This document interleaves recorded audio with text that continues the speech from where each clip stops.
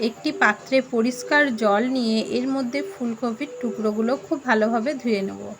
খুব ভালোভাবে ধোয়া হয়ে গেলে সেগুলোই তুলে রেখে আবারও ওই পাত্রেই আলুগুলো খুব ভালোভাবে ধুয়ে তুলে রাখবো। এরপর কড়াইয়ে তেল গরম করে ফুলকপিগুলো এর মধ্যে খুব ভালো করে নুন হলুদ দিয়ে খুব ভালোভাবে ভেজে নিতে হবে।